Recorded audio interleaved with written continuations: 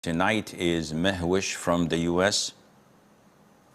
Assalamu alaikum wa rahmatullahi wa barakatuh. Wa alaikum assalam wa rahmatullahi wa barakatuh.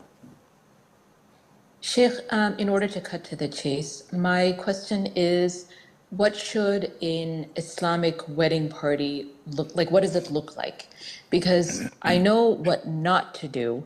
I know there's no free mixing. I know that the husband and wife, like normally in weddings, they are on stage together where all eyes are on them, mahrams and non-mahrams included. They cut the cake together. They have music, dancing. So if we are not allowed to do this, like how do we actually conduct a proper Islamic wedding?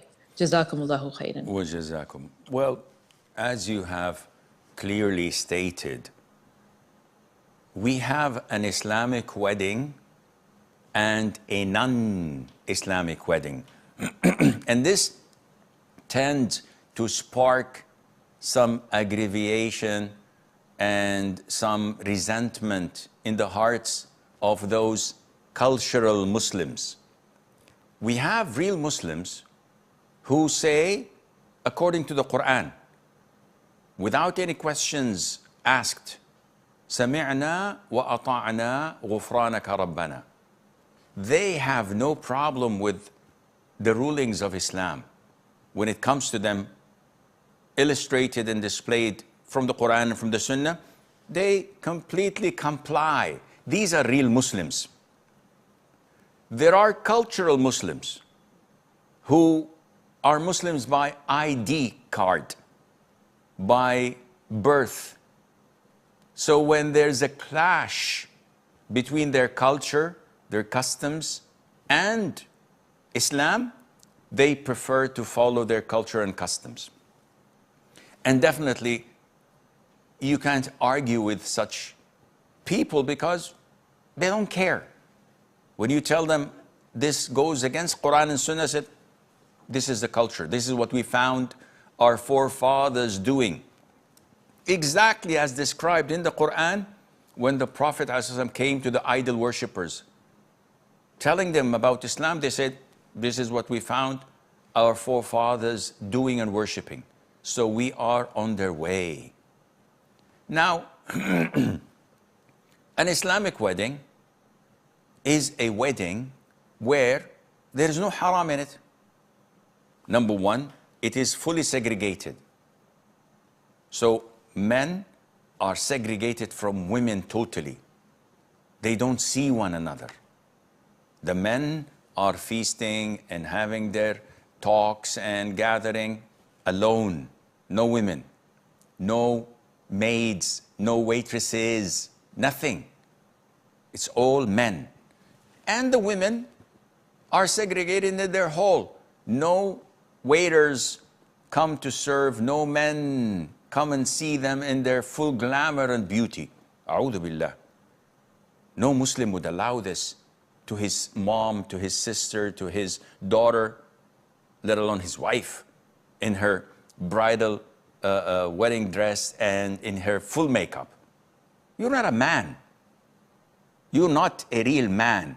You're a wimp when you allow your brother, your uncle, and strangers and neighbors to come and watch your wife snap photographs of her. What kind of a man are you, man? Yeah, give me a break. Men sit, and it's a cultural thing. Whatever they want to do, as long as they don't go against Qur'an and Sunnah, that's fine. There's no music.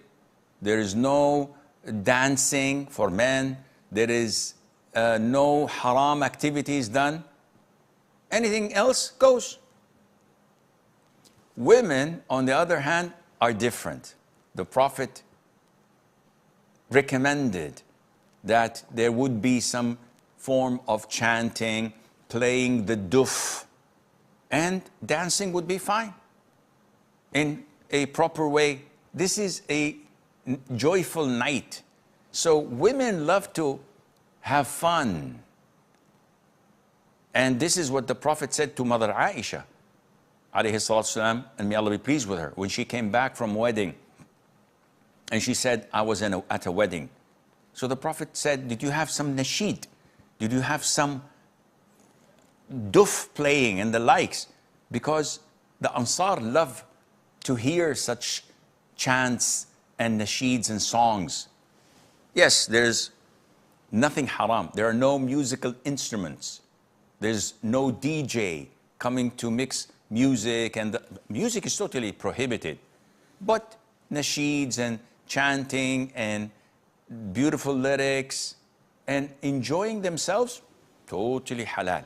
Go ahead and have fun. So the haram things must be avoided. And that is what is labeled as an Islamic wedding. Not a specific format, not a specific culture or tradition. No, it's open. Those who have their Indian culture, Pakistani culture, Middle Eastern culture, Western culture, there's no problem. Providing that you scrutinize it, you filter it through the Qur'an and the Sunnah so that nothing haram is being practiced. And there's nothing wrong in having fun, but don't cross the line. Don't have any type of mixing between the genders, no types of music. Don't exceed the limit, staying late at 1 or 2 o'clock a.m. and then end up wasting Fajr time and people don't pray. Don't exaggerate and be extravagant in throwing food in the dumpster because nobody ate it, and you cook a lot of food and nobody eats it, and the likes, and Allah Azza wa Jal knows best.